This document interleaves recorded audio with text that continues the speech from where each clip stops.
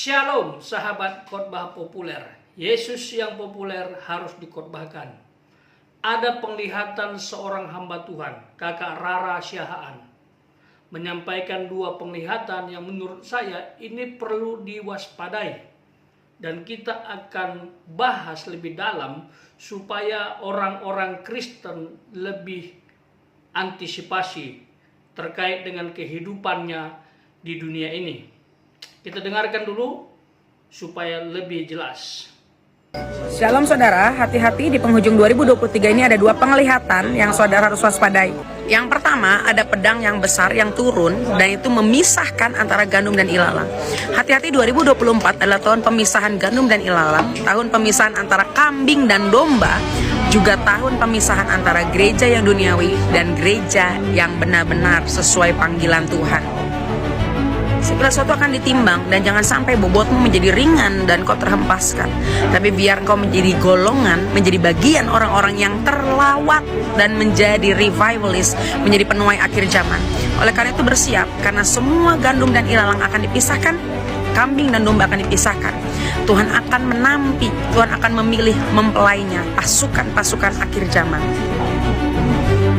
Yang kedua, ada penglihatan seperti magma panas, seperti dalam gunung berapi yang begitu panas, dan magma itu ditumpahkan. Kalau bangunannya itu dibangun dari kayu, dia akan meleleh, dia akan hancur. Tapi kalau dibangun dari emas murni, justru emas itu akan makin mengkilap, makin bersinar. Artinya akan ada goncangan atau api yang panas atau magma yang panas yang akan menguji segala sesuatu yang sudah kita lakukan. Kalau bangunan itu terbuat dari kayu yang tidak kokoh, dia akan terbakar, dia akan hancur. Tapi kalau kita kualitasnya seperti emas, semakin dibakar, kita semakin murni, semakin berkilau. Biarkan tahun 2024 Tuhan menjumpai kita, iman kita seperti emas yang murni. Tengah goncangan, di tengah keadaan yang sulit, kita tetap percaya, kita tetap beriman, sampai akhirnya justru ujian, setiap proses membuat kita semakin murni, semakin berkilau, dan semakin bersinar. Tetap semangat dan Immanuel. Yang pertama, ada pedang besar yang memisahkan lalang dengan gandum. Hal ini tercatat dalam kitab Matius pasal 13 ayat 24 sampai 30. Dan ini bicara tentang kerajaan surga, yang dimana Tuhan punya plan, program untuk orang-orang percaya yang digambarkan seperti gandum. Tapi ada juga musuh yang saya percaya itu adalah iblis, menaburkan benih-benih ilalang ke ladang gandum sehingga mereka tumbuh berdampingan. Dan Tuhan bilang tidak boleh dicabut lalangnya, karena gandum pun akan ikut tercabut. Dan pemisahannya akan terjadi saat musim panen atau musim menuai. Sehingga waktu menuai gampang memisahkan lalang dan gandum. Lalang diikat lalu dibakar, sementara gandum dikumpulkan kepada Tuhan untuk masuk ke dalam rencana Tuhan yang indah. Itulah pemisahan yang terjadi. Apakah sahabat gandum atau jangan-jangan ilalang atau lalang? Yang kedua, pemisahan domba dari kambing. Tercatat dalam Matius pasal 25 ayat 31 sampai 46. Yang intinya adalah apabila anak manusia datang sebagai raja yang diiringi oleh semua malaikatnya yang akan duduk di atas tahtanya yang mulia, segala bangsa akan dia kumpulkan di hadapannya, lalu ia akan memisahkan manusia yang digambarkan seperti domba dari kambing. Nah, siapa domba, siapa kambing? Domba itu adalah manusia yang mengikuti kehendak Allah. Manusia yang mengikuti firman Allah, rencana Allah, yang hidup dalam ketetapan Allah yang tahu diri sebagai ciptaan. Sementara kambing adalah manusia yang melawan Allah, yang tak peduli dengan Allah, yang gak mau tahu dengan Allah, yang merasa menyembah Allah adalah sesuatu yang tidak penting, sehingga hidupnya ya sesuka hati, bertentangan dengan firman Tuhan terus. Tuh, itu dia kambing. Kambing itu menanduk gembalanya. Kalau domba enggak, dia taat kepada gembalanya. Kemana gembalanya bawa dia ikut. Bahkan dia mengenal suara gembalanya. Jadi sebenarnya Allah menciptakan manusia itu dengan tujuan. Dengan tujuan mulia supaya manusia itu menjadi penyembah Allah, hidup bersama Allah. Dan dia adalah gembala sentral seluruh manusia. Bahkan segala peradaban manusia. Dia gembalanya. Hanya saja ada manusia yang tidak mau mengikuti Allah. Ini manusia sombong, gak tahu diri diciptakan, tapi tidak hidup sesuai dengan tujuan ciptaan itu. Manusia diciptakan itu untuk kemuliaan Tuhan. Jadi bagaimana mungkin ada manusia yang bisa hidup tanpa Tuhan? Itu adalah kambing. Tiba masanya akan Tuhan pisahkan domba-domba dari kambing. Tuh, karena kambing ini akan dihukum, akan masuk dalam hukuman kekalnya Allah. Sementara domba yang mengikuti kehendak Allah itu akan masuk dalam pesta Allah di surga. Tuh. Jadi sahabat, kambing atau domba? Silakan isi pendapat di kolom komentar. Atau sahabat, saya ulangi lagi, lalang atau gandum? Silakan isi di kolom komentar. Lalu yang kedua, kakak Rara ini melihat ada magma yang mau membakar sebuah bangunan. Dan ini sifatnya mengerikan. Membakar bangunan. Tapi ini adalah gambaran yang sudah dicatat dalam Alkitab.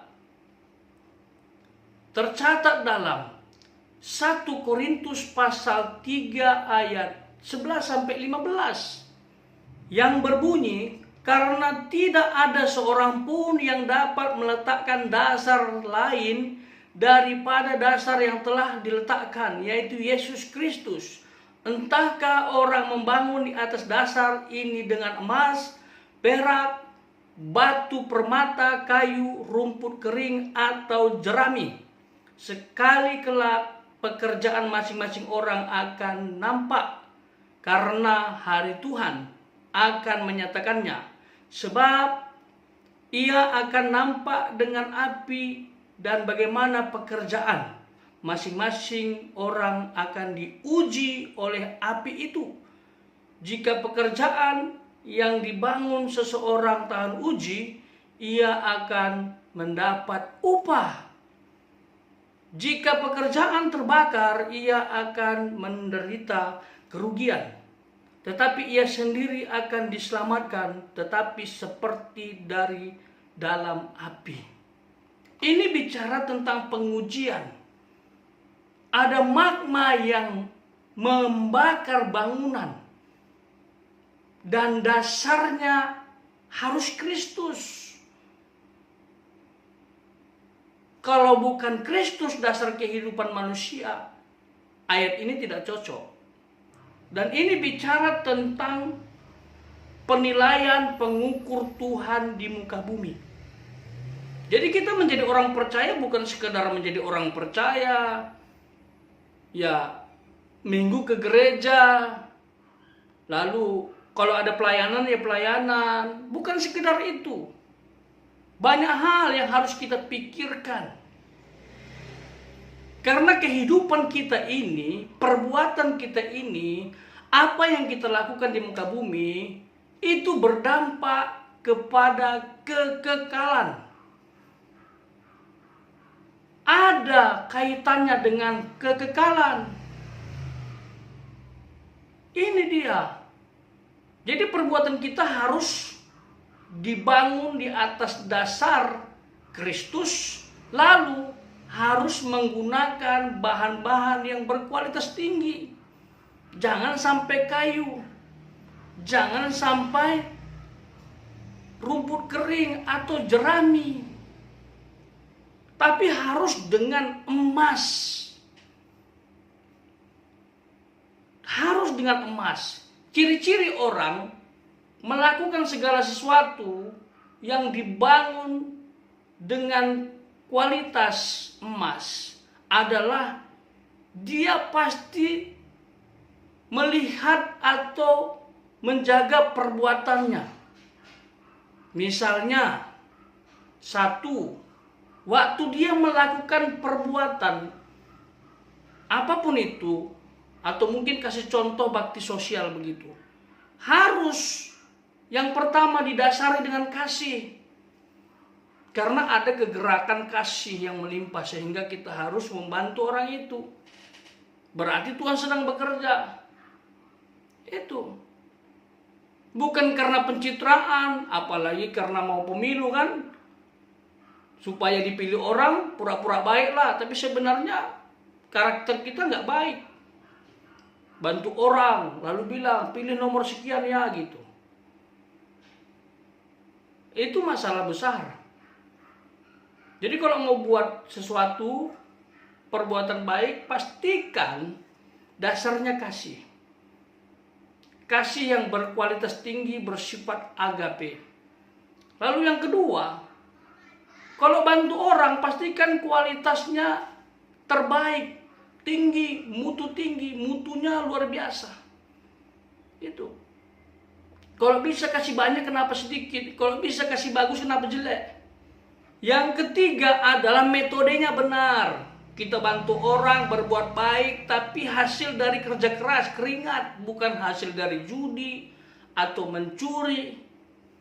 Tapi hasil dari kerja keras kita, bantu orang, itu kualitasnya luar biasa di hadapan Tuhan. Itulah membangun segala perbuatan dengan kualitas emas. Itu. Karena kalau diuji nanti, yang digambarkan seperti magma tadi, ada pujian, kita jadi sombong. Ada hinaan, kita balas. Karena bukan kasih dasarnya.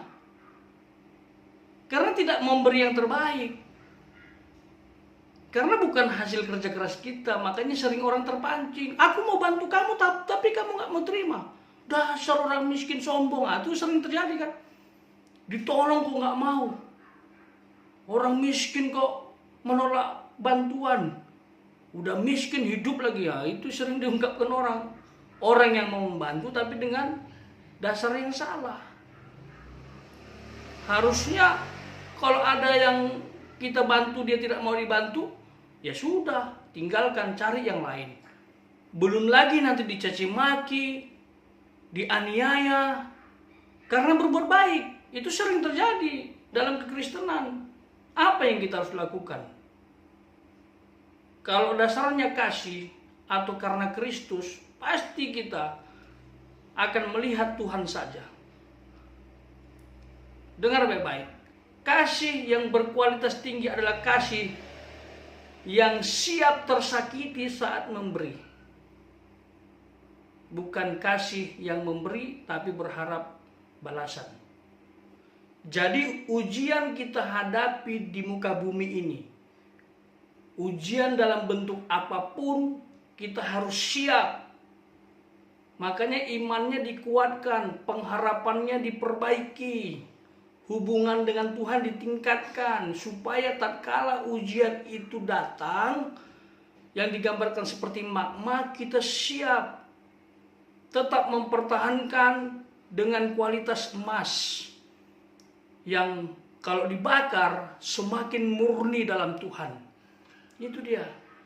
Dan dalam ayat yang kita baca barusan, apapun yang terjadi dalam pengujian itu, hasilnya akan mendapat upah.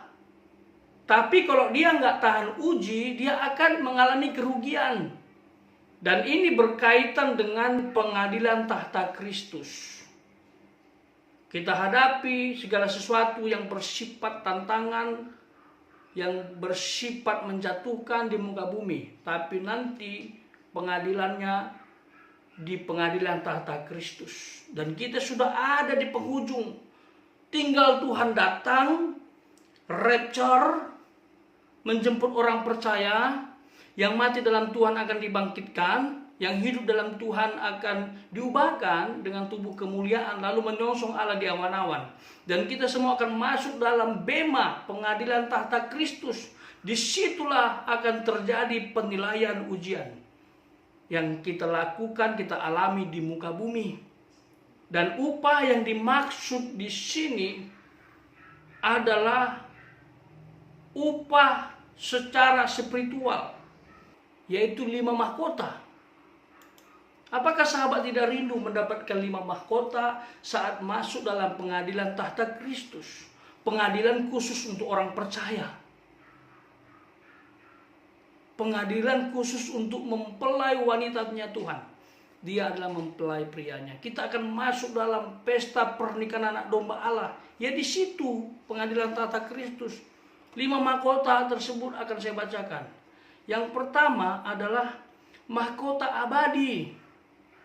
Diberikan untuk melatih pengendalian diri dan berjuang untuk menjadi yang terbaik yang Anda bisa untuk Tuhan. Ini susah kan? Anak Tuhan banyak sekali yang gagal di sini.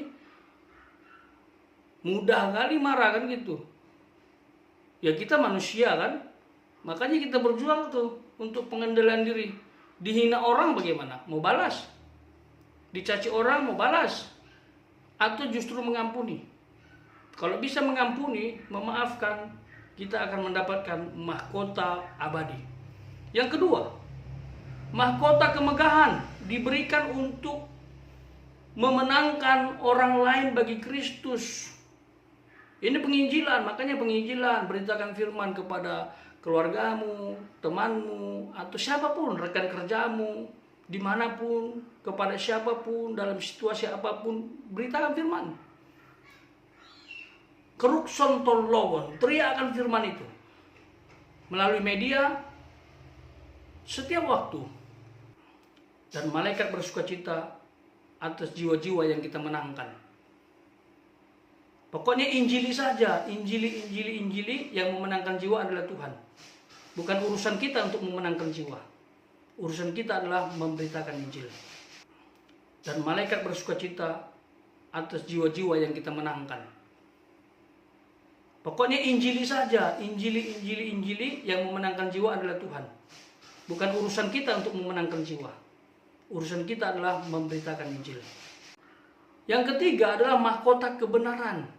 Diberikan untuk yang merindukan kedatangan Tuhan. Nah, ini mahkota kebenaran ini kita sebagai orang percaya yang menantikan kedatangan Tuhan, itu adalah pengharapan yang utama, terbesar, tersentral. Sekalipun ada pengharapan-pengharapan yang kecil.